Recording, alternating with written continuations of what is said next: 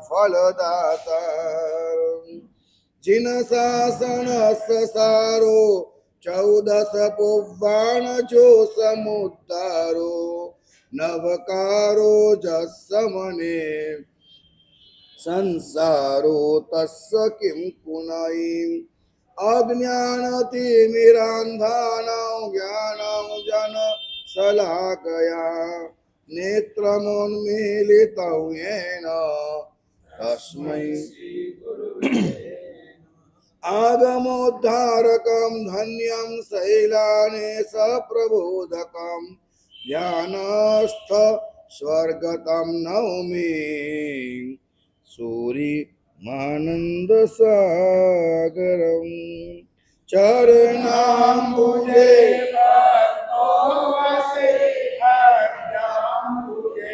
परमात्मा कर कमल मुख कमल कमल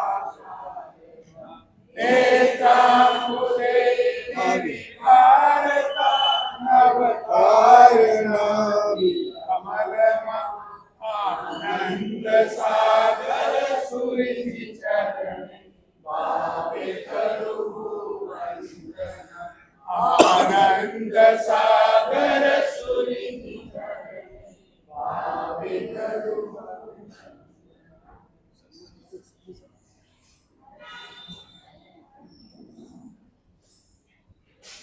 मन जिनानमानं मिच्छं परिहर धर सम्मतम् चव्य आवश्यम में उज्जुत होई पाई दिवसम।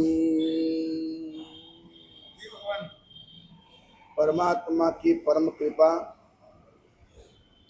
और गुरुदेवों के मंगल आशीर्वाद ऐसा अद्भुत और अनूठा बेनमून अद्वितीय जिन शासन उसके गहरे रहस्यों के साथ हमें संप्राप्त बना है।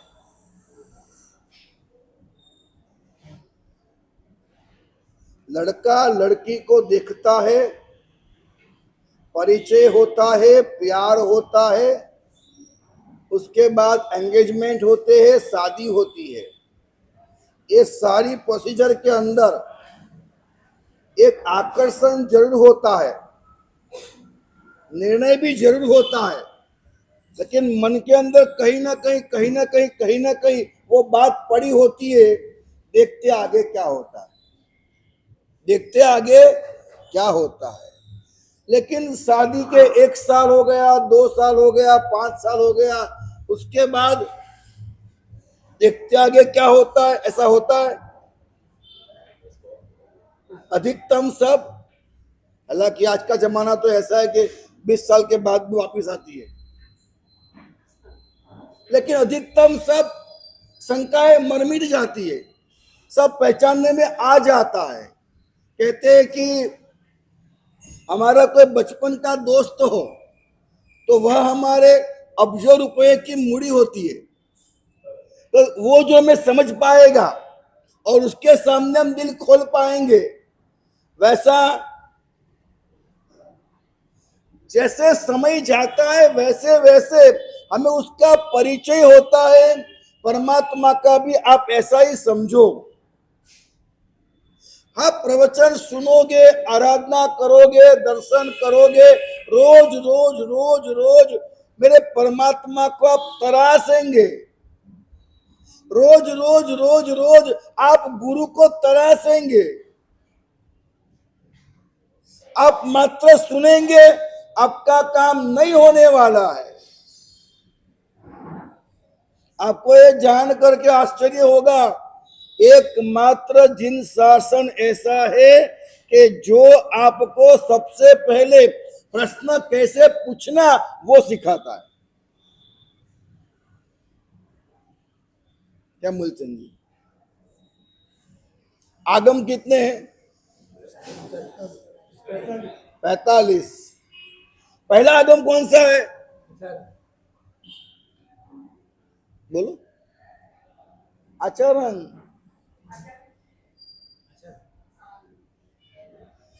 ये सभी को 45 आगम के नाम आप मुखपाठ करा दीजिए।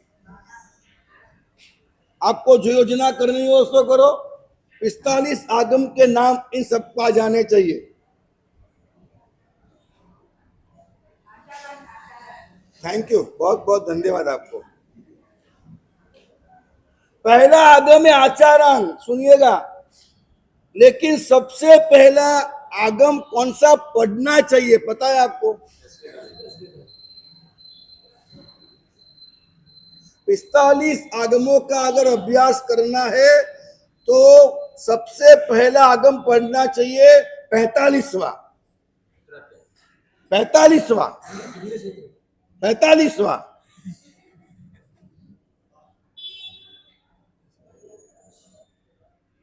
अग्यार अंग उपांग बार दस पयन ना जानिए, चौछेद, 4 मूल और अंत में 2 चुलिका, उसमें 44वां नंदी और 45वां अनुयोग द्वार। अनुयोग द्वार का मतलब है, अनु यानी क्या? पीछे, योग यानी संपर्क करना, जुड़ना। आपको अगर परमात्मा से जुड़ना है तो पीछा करो। और अनुयोग द्वार के नाम का आगम ये सिखाता है कि आप प्रश्न कैसे करेंगे। बहुत स्पष्ट बताया है कि हमारी श्रद्धा 2 तरह की होती है, एक खिली जैसी और एक स्क्रू के जैसी। खिली कैसा हुआ? लिया 1 2 3 अंदर, और स्क्रू के लिए स्क्रू ड्राइवर चाहिए। मेहनत लगती है। स्क्रू ड्राइवर लगाते, पंच लगा, उसके बाद स्क्रू अंदर जाता है। निकालना हो तो पेचकस चाहिए भी। तो वो स्क्रू जाने में भी देर लगती है, और जो जाने में देर लगती है उसको निकलने में भी देर लगती है। जो आपकी बात जल्दी मान जाए उनसे दूर रहिएगा।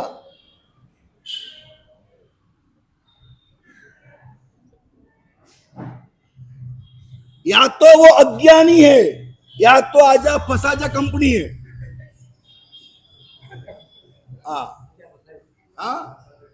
आजा फसाजा कंपनी, आजा फसाजा। आपको जो आपकी बात जल्दी मान ले, आपको जल्दी फायदा कराता है, आपको बहुत पैसे कमा के देता है।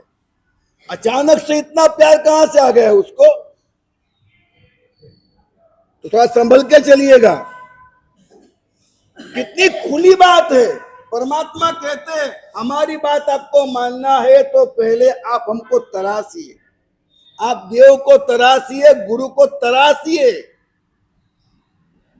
और तरासने के बाद आपकी सारी बुद्धि काम पे लगा दी। उसके बाद आपको लगता है कि मेरे आत्म कल्याण के लिए, मेरी जिज्ञासाओं के समाधान के लिए, मेरी शंकाओं का निर्मूलन करने के लिए मुझे ये गुरु महाराज, मुझे ये आगम, मुझे ये शास्त्र सही लगता है। अनुयोग द्वार नाम का आगम सिखाता है कि किसी भी चीज को किस किस एंगल से कैसे कैसे प्रश्न करना, और समझाने वाले को किस तरह से कंफ्यूज करना,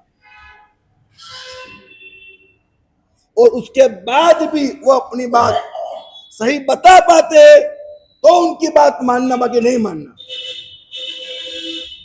कोई है ऐसा दुनिया में? सबसे पहले आप थोड़ा जाइए भीतर, और स्तवन के माध्यम से, सज्जाई के माध्यम से, सामयिक के माध्यम से, जाप के माध्यम से, अंत में ध्यान के माध्यम से आप प्रश्नों की बौछार शुरू कर दे। मैं कौन, मैं क्यों, मैं क्या, मैं किस लिए, क्या करना चाहिए, क्या सही है, क्या गलत है, इन्होंने ये कहा, इन्होंने ये कहा, इन्होंने कहा, मुझे क्या समझ में आता है, ऐसा है तो ऐसा क्यों, ऐसा है तो ऐसा क्यों। प्रश्नों की बौछार शुरू कर दीजिए, नहीं तो आप सच को पा नहीं सकेंगे।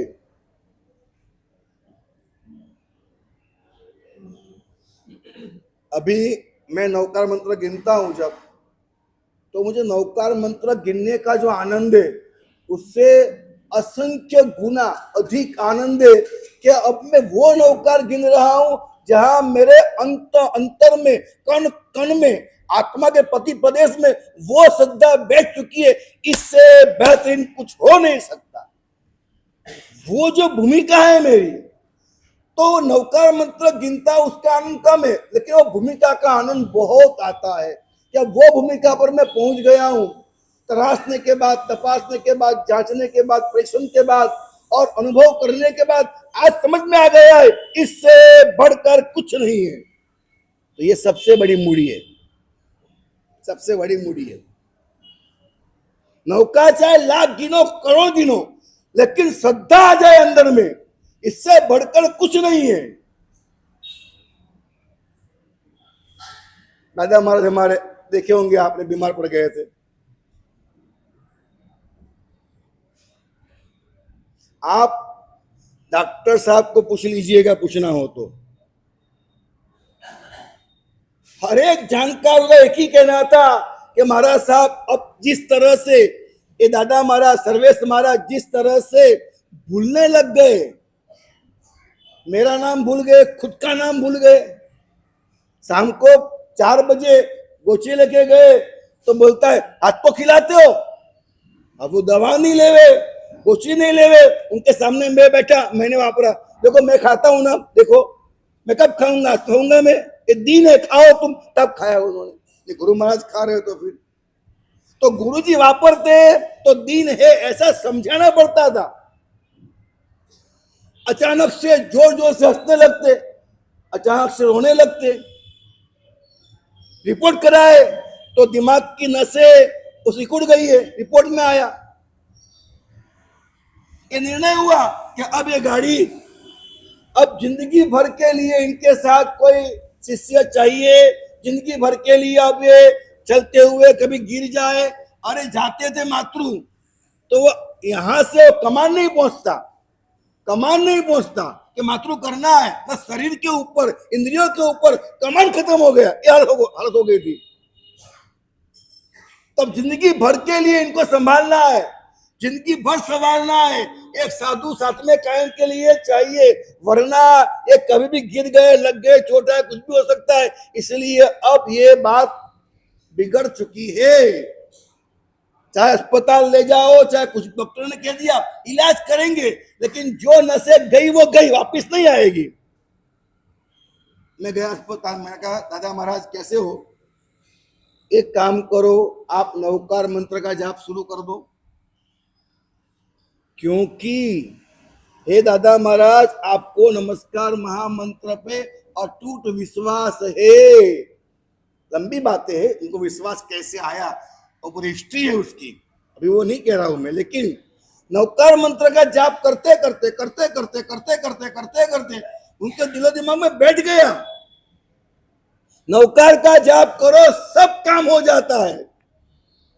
और ताज्जुब होगा सुनकर के आपको कि सारे रिपोर्ट धरे के धरे रह गए और 2-2.5 दिन के अंदर तो उपासरे में वो आ गए, घूमने फिरने लग गए, खाने पीने लग गए, सब उनको याद भी आ गया, जैसे थे वैसे हो गए। अभी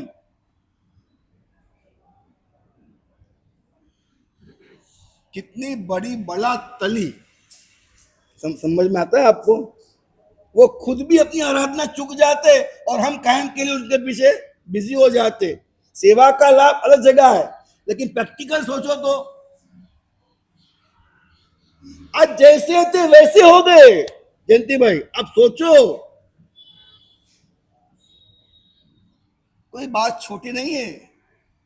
मात्र नवकार मंत्र का जाप, उनका काम ही इतना, बस तकलीफ कोई भी आई, नमो अरिहंतानम, नमो सिद्धानम, नमो, बोलते रहना बोलते रहना बोलते रहना बोलते रहना, और आज एकदम स्वस्थ हो गए और धानेरा आत्मोद्धारक में चले भी गए।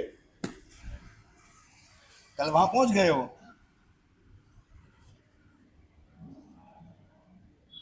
बात मैं क्या कहना चाहता हूं, जिंदगी में कुछ भी करना है, एक मित्र बनाओ, पैसा बनाओ कि फिर जिंदगी भर चले, आत्मीयता बनाओ, ऐसी बनाओ जिंदगी भर चले। जो भी बनाना चाहते हो आप, अरे आप कभी नौकरी करते हो, सेठ बनाओ, ऐसा हो जिंदगी भर चले। जिंदगी भर चलने वाले रिश्ते बनाओ और जिंदगी भर चलने वाली अनुभूतियां बनाओ, एक्सपीरियंस।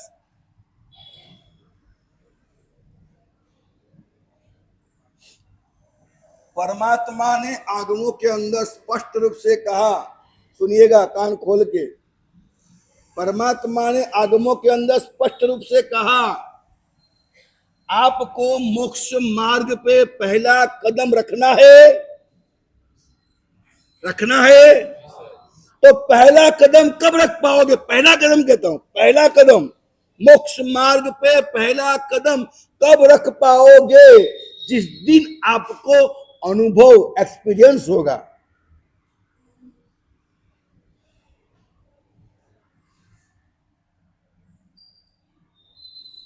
परमात्मा की कही बातें कर लेने से नहीं होगा, गुरु की कही बातें कर लेने से नहीं होगा, माँ बाप ने कहा कर लिया तो नहीं होगा। होगा कब? जब आपको अनुभव होगा, आपको एक्सपीरियंस होगा, उस दिन ही मोक्ष मार्ग पे आपका पहला कदम होगा। हाँ, जो भी चीज का अनुभव हो जाए, आपको इतना अनुभव हो जाए कि खाना क्या चीज है, एक चीज का अनुभव करो, कोई भी एक चीज का, उसके इर्द गिर्द लाखों अनुभव अपने आप हो जाएगा।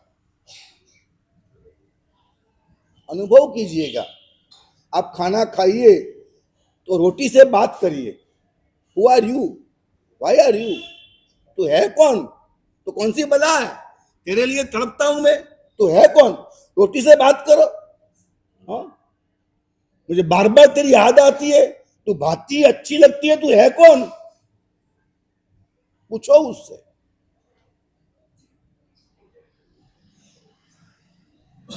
नहीं, मेरी बात आप हंसिएगा मत। हाँ,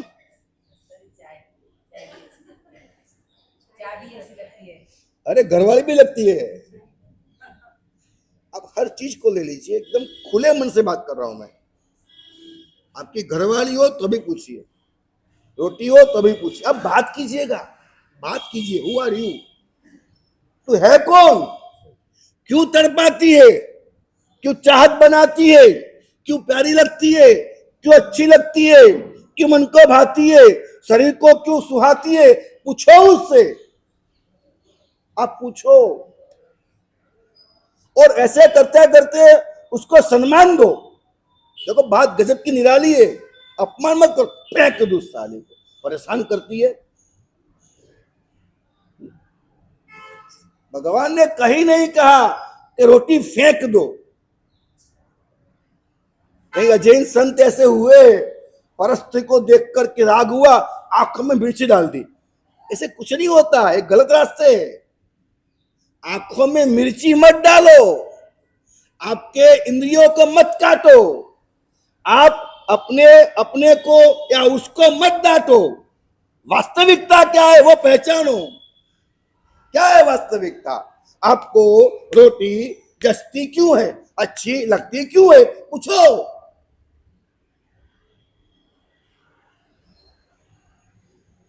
एक कगार पर आप पहुंच जाओगे, एक चोटी पर आप पहुंच जाओगे, तब आपको मालूम पड़ेगा रोटी हो या भाकरी हो या पराठा हो या पिज्जा हो या पानी पूरी हो, सब एक जगह पर है। आपको लगेगा एक दिन महसूस होना चाहिए कि सब एक जगह पर है।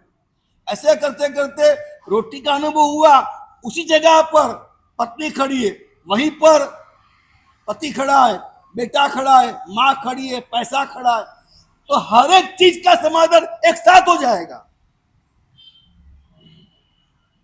खाना रोज है, खाना रोज है, एवरीडे आपको रोटी खाना है, गर्मा गर्म खाना है, घी लगा के खाना है, सब्जी के साथ खाना है, बराबर है, दाल के साथ खाना है, मना नहीं है, लेकिन पहचानना है कि मैं खाता हूं या वो खाती है, खाने वाला है कौन, मैं उसको भुगतता हूं या वो मुझसे भुगतती है कौन?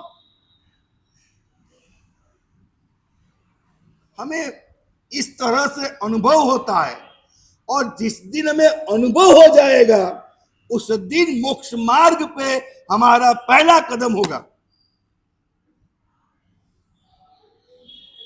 देखो, नील आर्मस्ट्रांग ने पहला कदम रखा ना, वो बहुत बड़ा साहस कहलाता है। अभी कौन गई थी? सुनीता। बहुत छोटी बातें ये सब, बहुत छोटी बातें हैं। हाँ, ये सुनीता विलियम्स स्पेस वॉक करके आई, बहुत छोटी बात है। नील आर्मस्ट्रांग ने चांद पे कदम रखा, बहुत छोटी बात है। आपने अपने आप पे भरोसा कर लिया, आपको कोई एक्सपीरियंस हो गया, वस्तु की वास्तविकता पहचान ली, सबसे बड़ी बात। हम करते सब कुछ है, खाते पीते घूमते फिरते हंसते नाचते रोते सब करते, लेकिन क्यों करते? एक्सपीरियंस नहीं हमको। ये परमात्मा का जो आदेश है कि जब तक आपको अनुभूति नहीं होती है तब तक आपका मोक्ष मार्ग शुरू ही नहीं होता है। क्या आप सामयिक करने की मेहनत करते हैं, माला गिनने की मेहनत करते हैं, आप ये मेहनत करते एक्सपीरियंस हो?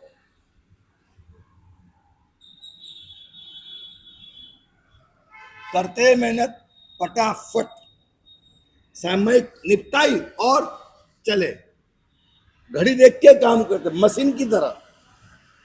हमारी हर धर्म आराधना मशीन की तरह है। हम खाते हैं मशीन की तरह।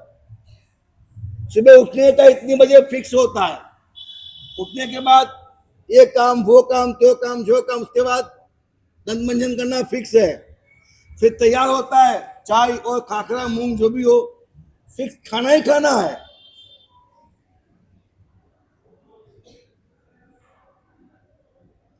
आपका भूख के मुताबिक खाना भी नहीं है, आप वहीं लगे रहते हो।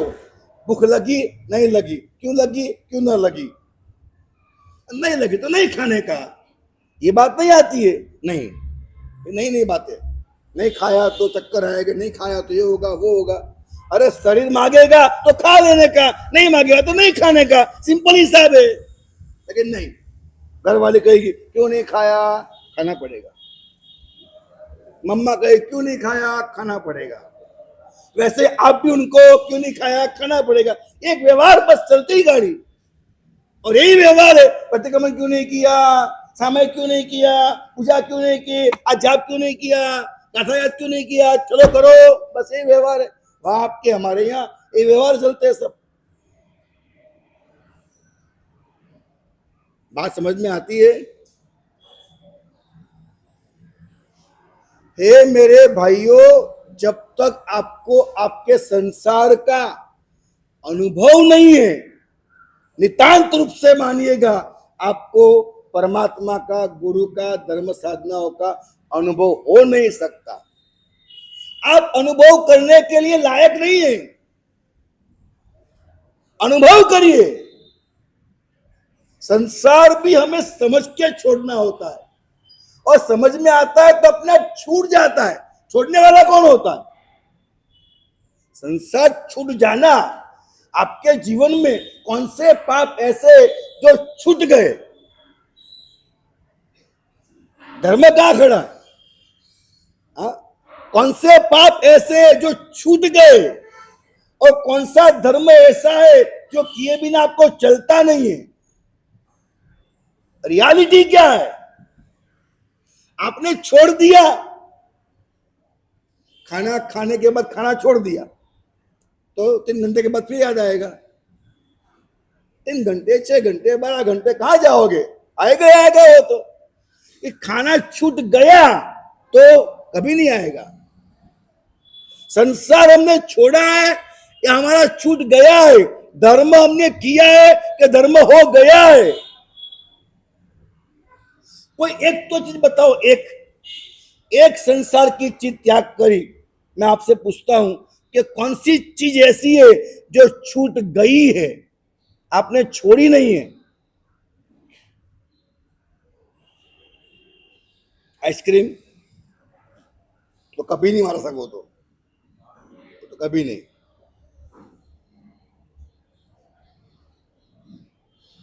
कोल्ड ड्रिंक्स, कंदमूल, कौन सी चीज है? कंदमूल छूट गया क्या? कितने साल से नहीं खाया आपने कंदमूल? मैं आपको पूछता हूँ बहन से। 12-13 साल हो गए, कंदमूल नहीं खाने की आदत पड़ गई। अब बात को समझिएगा, कंदमूल नहीं खाने की आदत पड़ गई।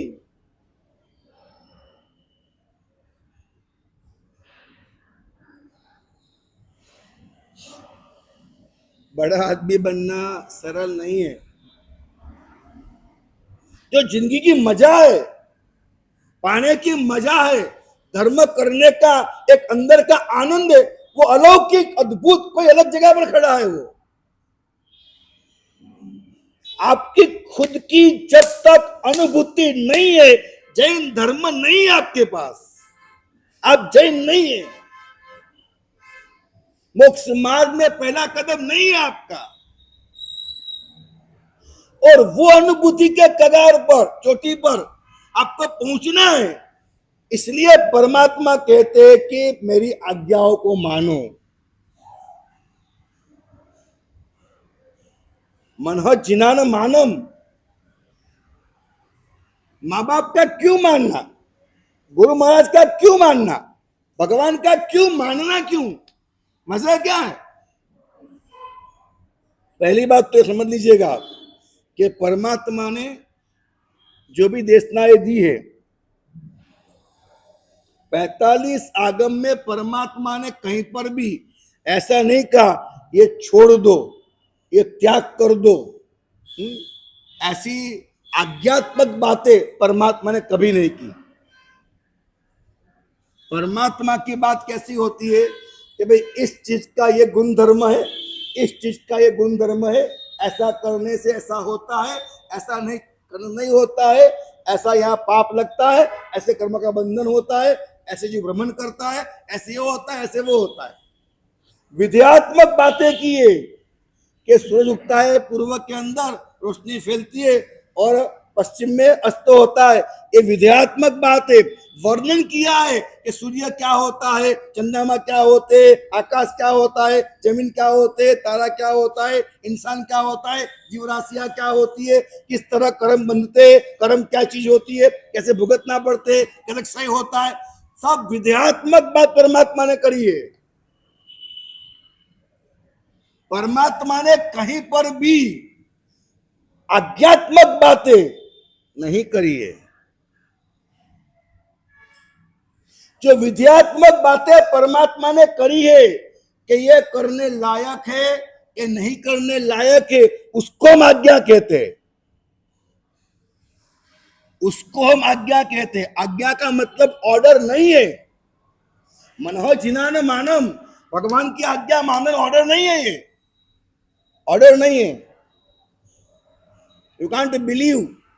हमारे वहां साधु जीवन के अंदर 10वीं समाचारी है, इच्छा मिच्छा तहकार, मतलब बड़े से बड़ा आचार्य भी हो, साधु छोटा भी हो, उसको ये नहीं कहेगा ये कर दे, चल ये नहीं करना, ऐसा नहीं। तेरी इच्छा है तो तू ये कर सकता है, तेरी अनुकूलता है तो ये करने जैसा है, ये करने में तुझे लाभ है। साधु के लिए 10वीं समाचारी है, और समाचारी में कहा गया कि गुरु भी अपने चेले को ये मत कर, ये कर, ऐसी आज्ञा नहीं करेगा। क्या करेगा? ये करने लायक है, ये नहीं करने लायक है, ऐसा ही कहेगा। जब गुरु के लिए बात हो तो भगवान के लिए, तो परमात्मा ने कहीं पर भी आपको गुलाम नहीं बनाया है, भगवान ने कहीं पर भी आपको ऐसे ऑर्डर नहीं दिया है। आज्ञा का मतलब है जो बताया है वो सर्वज्ञ थे, वह वितराग थे, उनको राग न था, द्वेष न था, सब कुछ जानते थे, आपके प्रति अपार प्यार था। क्या था? देखो, फिर बात एक अपेक्षा से ये भी है साधु के लिए, समझिएगा आप। अगर कोई शिष्य टेढ़ा चलता है तो साम दाम दंड भेद साधु के लिए है। सुनिएगा आप, परमात्मा के लिए ये साम दाम दंड भेद नहीं है। आपको पता है परमात्मा दीक्षा देते जरूर है, लेकिन अपने पास किसी को नहीं रखते। पता है? पता है? हाँ, नहीं रखते। परमात्मा दीक्षा देते जरूर है, किसी को भी अपने पास नहीं रखते। क्यों? क्यों? बहुत बड़ी बात है। परमात्मा वो चीज है, समझिएगा। परमात्मा कब बने? परमात्मा का जो पुंज बना, परमात्मा का जो ये पुंज बना, उसका मूल तत्व है सर्व जीवों से आकंठ, अपार, अनगिनत, अनकंडीशनल लव। परमात्मा का जो पुंज बना है ना, उस पुंज का जो मूल एलिमेंट्स है वो क्या है? जीव मात्र से अपार प्यार, अपार करुणा, अपार वात्सल्य, यही तो उसका पुंज है। एक जीव के ऊपर भी वह द्वेष कभी कर ही नहीं पाते। उनकी औकात में नहीं है कि वो किसी जीव से द्वेष कर पाए, किसी का अनादर कर पाए, किसी का अबहुमान कर पाए। अब वो बात चली गई, कभी भी भगवान के पास वो बात आएगी नहीं। भगवान वो चीज है कि किसी के ऊपर बनावटी, क्या बोलते हैं हिंदी में? बनावटी, आर्टिफिशियल, किसी के ऊपर आर्टिफिशियल बनावटी क्रोध परमात्मा कर ही नहीं पाते। आर्टिफिशियल बोलता हूं, आर्टिफिशियल क्रोध भी परमात्मा की करने की औकात नहीं है। मनः जिनानम मानम, इस शब्दों को समझने के लिए पहले मेरे परमात्मा कितना बड़ा प्यार का पुंज है वो तो समझो। भगवान भगवान कब होते? तीर्थंकर नाम कर्म निकासित कब होता है? पता है आपको? बोलो बोलो, आप क्या जोर से बोलिए, समझे आप? कितनी बड़ी बात बोले बहन जी। परमात्मा बनने की वजह एक ही है, क्या है? बोलो, सभी जीव।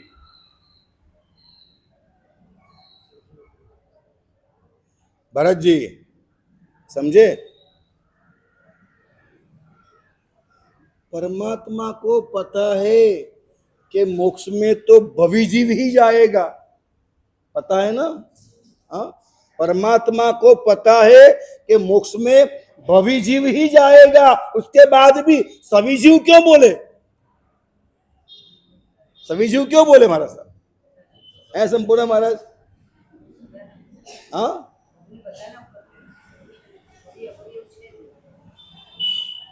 प्रभु किसी भी जीव को अपने आप से छोटा, अपने आप से कम महसूस करने में अक्षम है।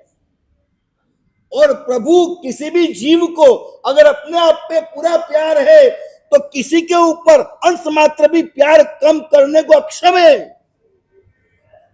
भगवान किसी भी तरह, चाहे वो पता है कि वो नहीं समझने वाला है, वो सुधरने वाला नहीं है, वो बदलने वाला नहीं है, पता होने के बाद भी माँ को पता होता है कि बेटा मेरा सुधरेगा नहीं, उसके बाद भी माँ बेटा खाना खा ले, होता है कि नहीं होता है?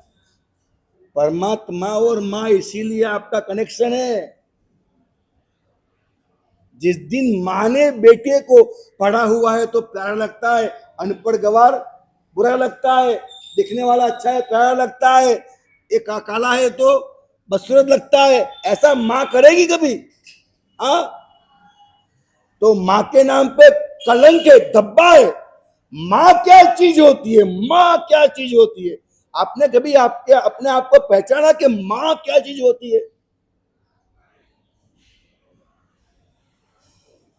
इस कलिकाल के अंदर, इस कलिकाल के अंदर मां से बड़ा कोई मूल्यवान तत्व और दूजा नहीं, दूजा नहीं,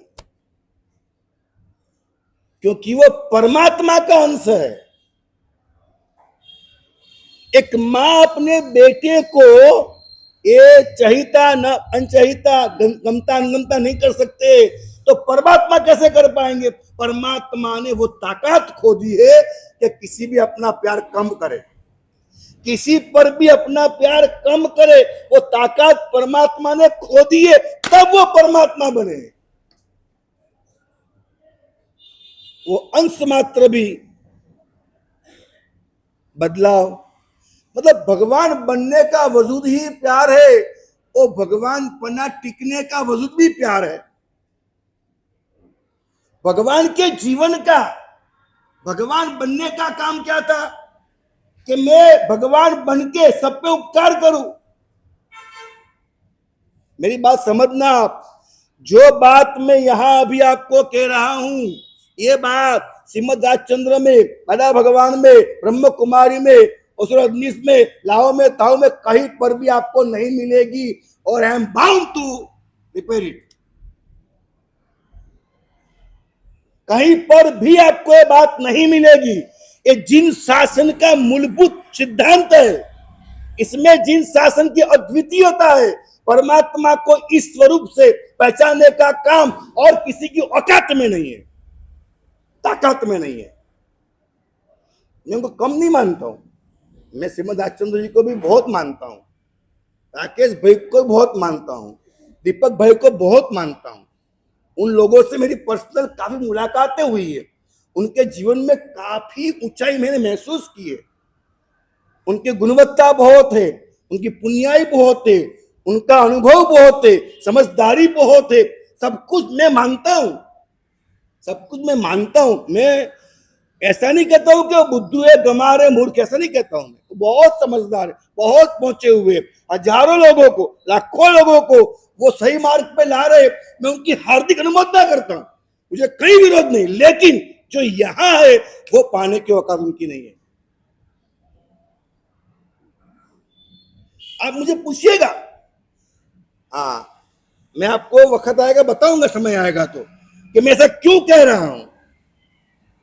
भगवान बनने की वजह वो मैं भगवान बनने के बाद सबके ऊपर उपकार करूं, यही वजह होती है।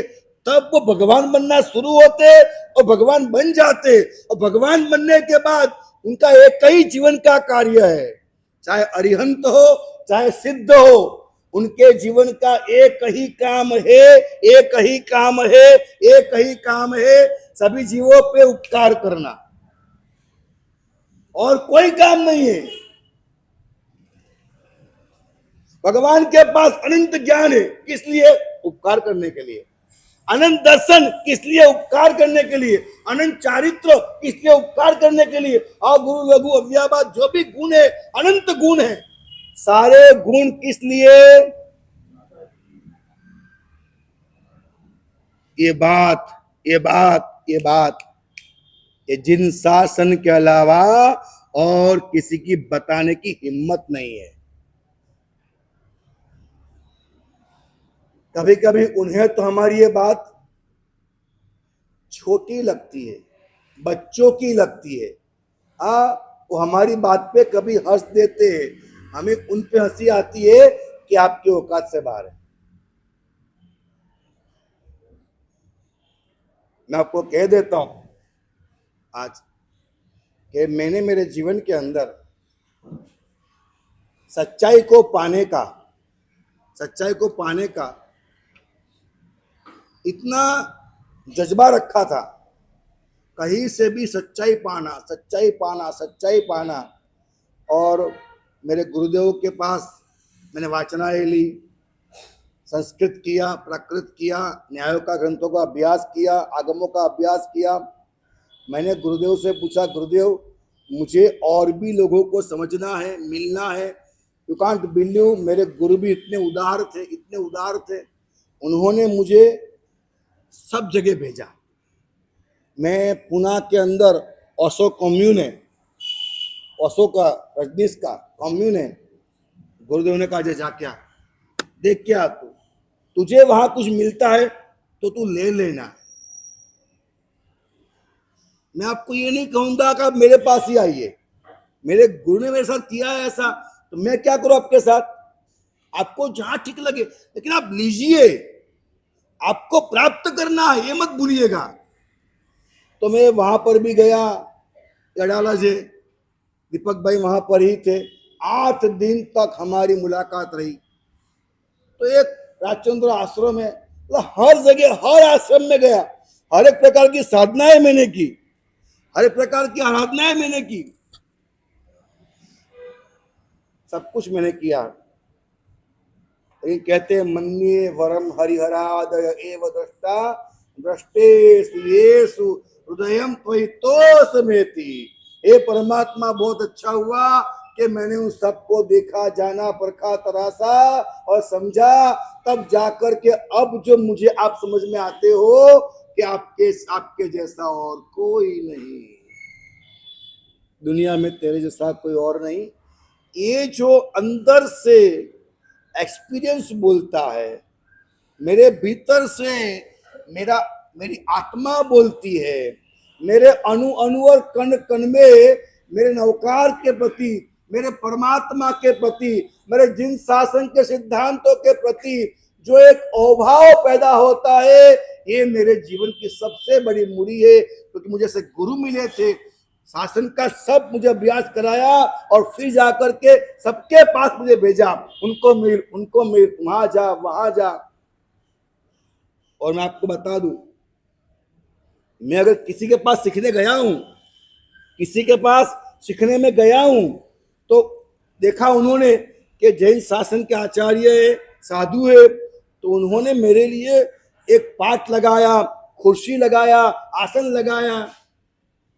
मैंने कहा मुझे आपके पास सीखना है, इसलिए आप पाठ के ऊपर, कुर्सी के ऊपर, मैं बैठूंगा जमीन के ऊपर। अभी मैं साधु नहीं हूं,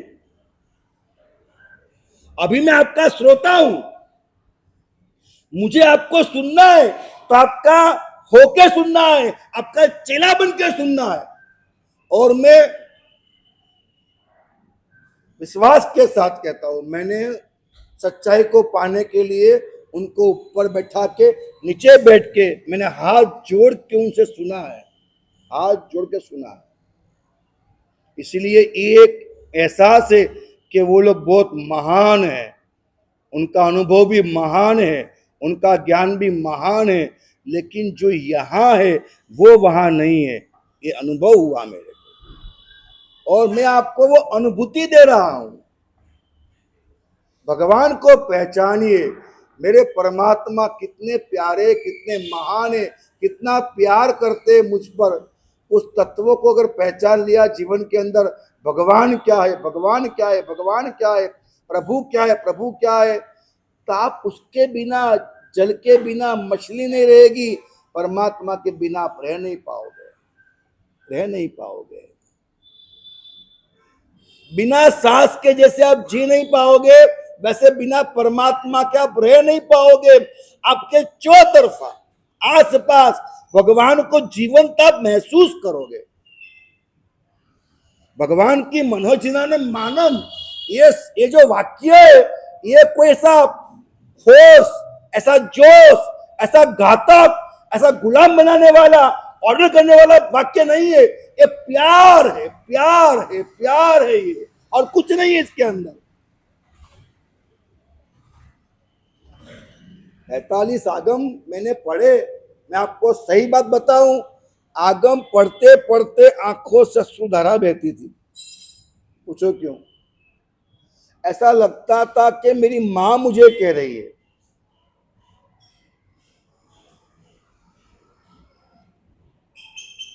ऐसा उसके अंदर है। जैसे कि भगवान ने कहा कि हे साधु, तू गोचरी के लिए जा रहा है तो देख करके चलना, कोई जीव जंतु मर न जाए। बराबर है, एक बात है, पर कल्याण की बात है। लेकिन फिर आगमों के अंदर भगवान ने कहा देखना कहीं तुझे ठोकर लग न जाए, हाँ, तुझे पैरों में कहीं खून निकल न जाए, तुझे कहीं दर्द ना हो, और ठोकर लगे दर्द हो इसके हिसाब से आगे की यात्रा के रुक न जाए।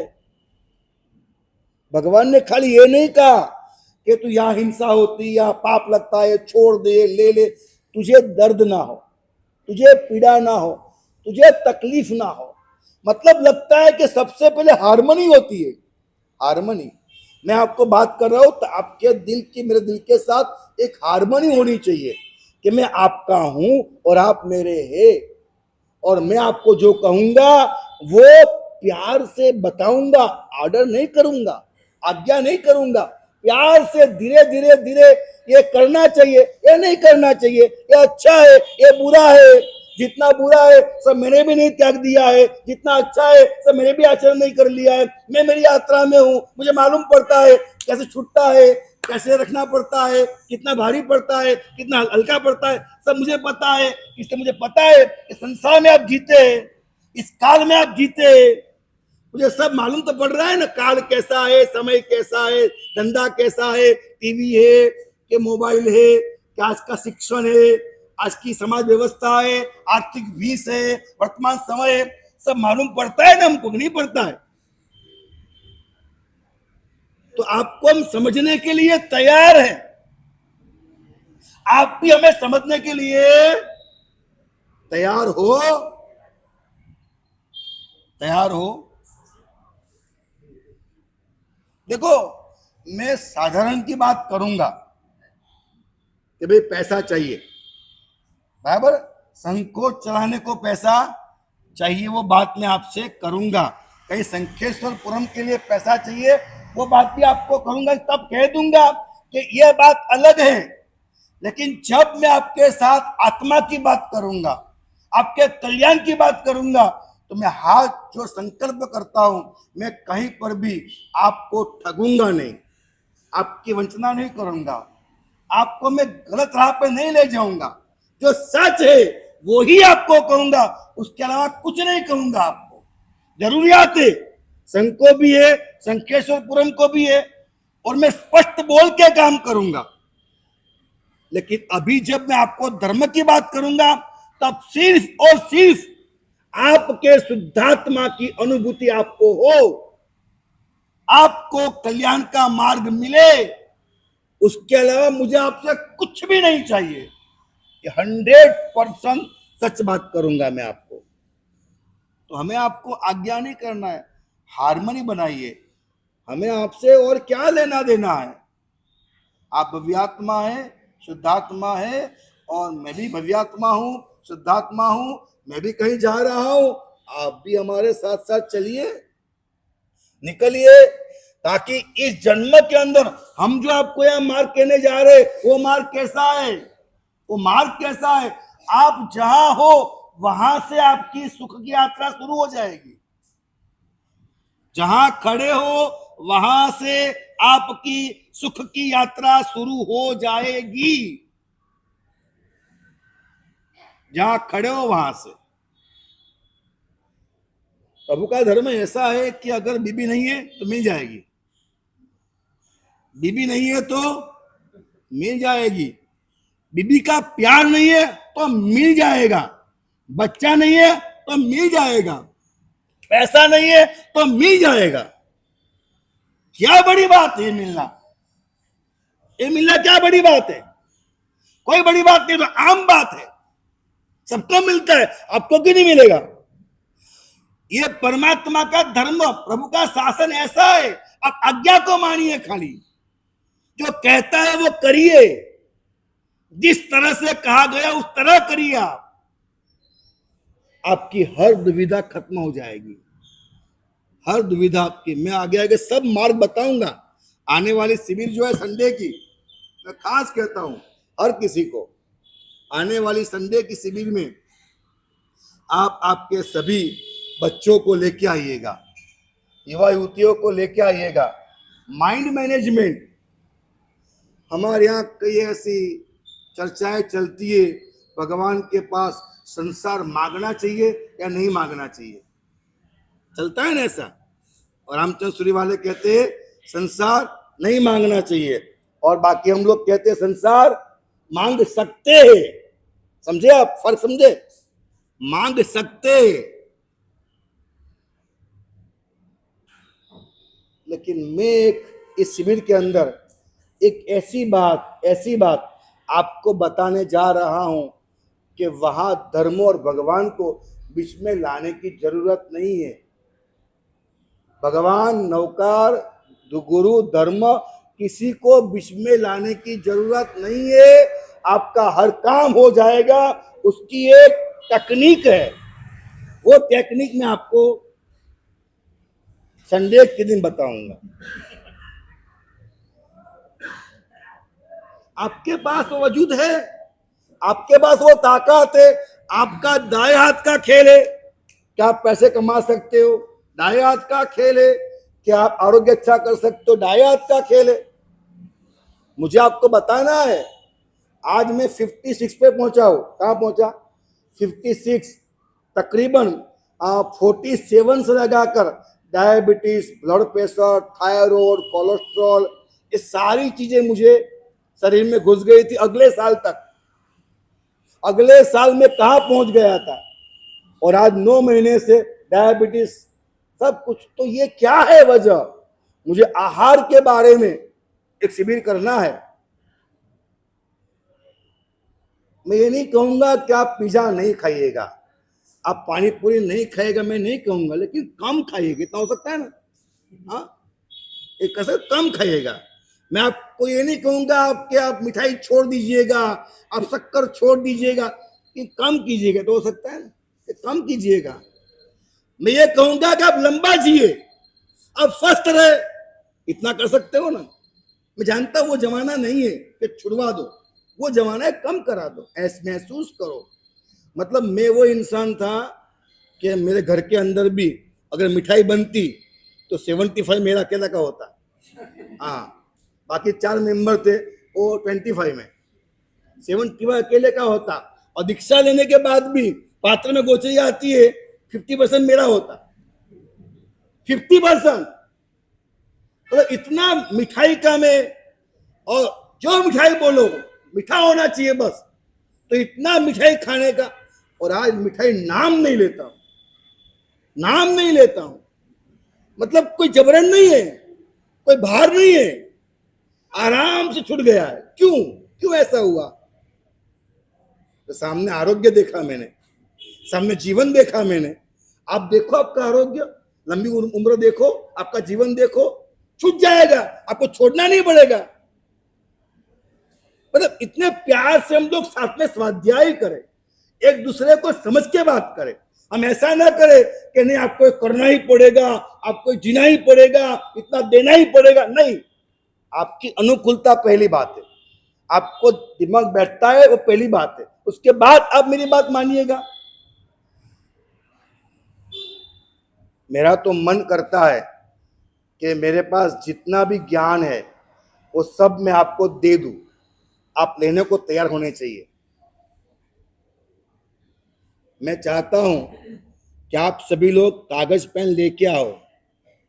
ये मूलचंद जी बहुत लिखते हैं हमारे, देखो विक्रम जी लिखते हैं, क्या नाम है आपका, जीतू भाई लिखते हैं। अब लिखो थोड़ा सा, जो अच्छा लगे वो लिखो। एक दिन जब आपका वो आएगा कि जिस दिन आप उपास से नहीं आ पाओगे, तो पुस्तक खोलोगे ना, बहुत काम लगेगा आपको, बहुत काम लगेगा। आपका लिखा हुआ है, बहुत काम लगेगा आपको। आप लिखिए। क्या आपको ऐसा नहीं लगा व्याख्यान के अंदर कि कोई बात आपने नहीं सुनी, नई बात है, अच्छी बात नहीं लगी आपको? हाँ, क्या लगता है आज के व्याख्यान में आपको कौन सी बात अच्छी लगी? बोलो भैया, आज के व्याख्यान में आपको कौन सी बात अच्छी लगी?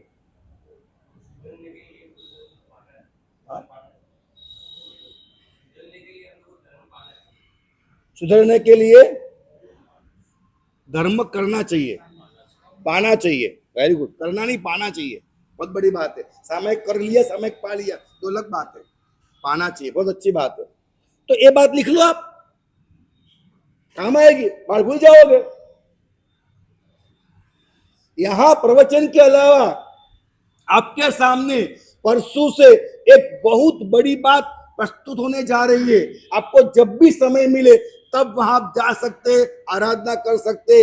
यहाँ आपके सामने एक गुरु महाराज है, उस कुंभ के अंदर 800 से अधिक 850 गुरु महाराज है। कितने गुरु महाराज है? 850 गुरु महाराज है। और 850 गुरु महाराज साहब को एक वंदन करो और 850 को वंदन हो जाए, छोटी बात है। हाँ, आप मुझे बोलो महाराज साहब हमारे घर पगला करो, तो मैं आऊं भी सही, नहीं भी आऊं, लेकिन एक कुंभ अगर घर पे ले गए, आपको रजा मिलेगी, कुंभ आएगा और एक साथ 850 गुरुदेवों के आपके घर में पगले होते हैं। एक साथ 850 गुरुदेव के आपके घर में पगले होते हैं। और आज बोली बोलना है ना, आज बोली का मतलब क्या पता है? कि जो कुंभ यहाँ चलेगा, जिन जिन घरों के अंदर जाएगा, जितना जाप भक्ति होगा, उन सबका लाभ जो आज बोली बोलता है उसको मिलता है, क्योंकि वो आरंभ करता है, वो शुरुआत करता है, इसलिए उसको बहुत बड़ा लाभ मिलता है। देखिए, आप नया घर बनाते हैं तो हमारे सबके घर पे पगले कराते हैं। क्यों पगले करना? हाँ, क्यों करना पगले महाराज साहब के घर पे? क्यों कराते पगले? बोलो। हाँ महाराज साहब, ये हमारा ड्राइंग रूम है, फिर पधारिए साहब, यहाँ बेडरूम में पधारिए साहब, यहाँ किचन है, बाथरूम में भी ले जाते। देखे है मैंने, ऐसे कई बार देखे। तो क्या है बाबू जी, आप पैर रख दो, बस खाली पैर रख दो, बरकत हो जाए हमारी। आपके पैर पड़े, हमारी बरकत हो जाए। बाथरूम में भी पगड़े करने ले जाएंगे, हर कमरे में घुमाएंगे। मैं पूछता हूं आपको, हमको क्यों घुमाते हैं आप? वजह क्या है? अरे बोलो यार। हाँ, नहीं, गुरु महाराज के पैरों से जो उंगलियां है, उसमें से हाथ और पैर, उसकी उंगली से ऊर्जा बहती है। हम जो प्रतिक्रमण, परिलेहन, स्वाध्याय, जाप, ध्यान, पंच महाव्रत जो आराधना करते हैं, उस आराधना से निर्मित हमारी ऊर्जा होती है। वो ऊर्जा आपके घरों में घूमती है। आपके घर में वो ऊर्जा घूम गई तो आपका घर के अंदर अगर कोई मारण, तारण, वशीकरण, कोई प्रयोग है, नेगेटिविटी है, वो खत्म होकर के आपके घर में मंगल हो जाए। मूल बात तो यही है। तो महत्व ये नहीं है कि महाराज साहब कौन से समुदाय के, महत्व ये नहीं है कि महाराज साहब कितने लंबे, टुके है, काले है, गोरे है। महत्व क्या है? उनकी ऊर्जा क्या है, बराबर। तो क्या बात है कि हम जब साधना करते हैं ना, तो साधना करने के बाद हमारी बढ़ी हुई ऊर्जा को हम इस तरह से मुद्राएं करते हैं। ये मुद्राएं करके हम वो हमारी ऊर्जा वासक्षेप में हमारे संकल्प करके डालते हैं कि ये ऊर्जा फिर जो भी आया डाला मस्तक पे कल्याण हो जाए। तो 850 गुरुदेवों ने आपके कल्याण की कामना करके, संकल्प करके, उनका पूरा संयम जीवन, उनकी पूरी ऊर्जा जिस वासक्षेप में डाल दिए, वह वासक्षेप से कुंभ भरा हुआ है। मतलब 850 गुरुदेव वासक्षेप में जीवंत है। मैं आपको कई घटना बताऊंगा, नाम, ठाम, एड्रेस, फोन नंबर के साथ। कितने लोग ऐसे कि जिनको इस कुंभ के अंदर साक्षात रामचंद्र सूरी आए और दर्शन दिए, नाम नंबर के साथ बताऊंगा मैं आपको। कई लोग ऐसे जिनके सामने वल्लभ सूरी आए और दर्शन दिए। कितने लोग ऐसे इस कुंभ के सामने दिखे, मानी भद्र जी, आपको मालूम नहीं है। रात को 8 बजे भायंदर के अंदर 2 किलोमीटर की लाइन लगी है। क्यों? दिख रहे मानीभद्र कुंभ के अंदर दर्शन को लाइन लगी, 2 किलोमीटर लाइन लगी है। अगर ऐसी हजारों जगह हो गई कि जहां इस कुंभ के अंदर कहीं पद्मावती, कहीं मानिभद्र जी, कहीं गुरुदेव के दर्शन, कई घटनाएं ऐसी, कई घटनाएं। और इन घटनाओं को लेकर के जाथा वाले जो थे उन लोगों ने हमें चैलेंज किया था कि कैसे होता है, और हमने जाहिर में प्रेस कॉन्फ्रेंस करके हमने उसकी औरा, उसकी वास्तविकता पहचानने के लिए डॉक्टर कल्पनाबेन खंडेरिया जो साइंस की संस्था के ट्रस्टी है उनके घर पे कुंभ रखा और पूरा हमने रिसर्च किया। वो सारी बात बताऊंगा मैं आपको। ऐसा कहीं किसी कुंभ के सामने हुआ नहीं है, समय नहीं है कहने का मेरे को, लेकिन इतना अद्भुत ये कुंभ है वो आपके वहां आ रहा है। जितने उत्साह उमंग के साथ आप ये लाभ लेंगे उतना ज्यादा आपकी आत्मा को पवित्र करेंगे।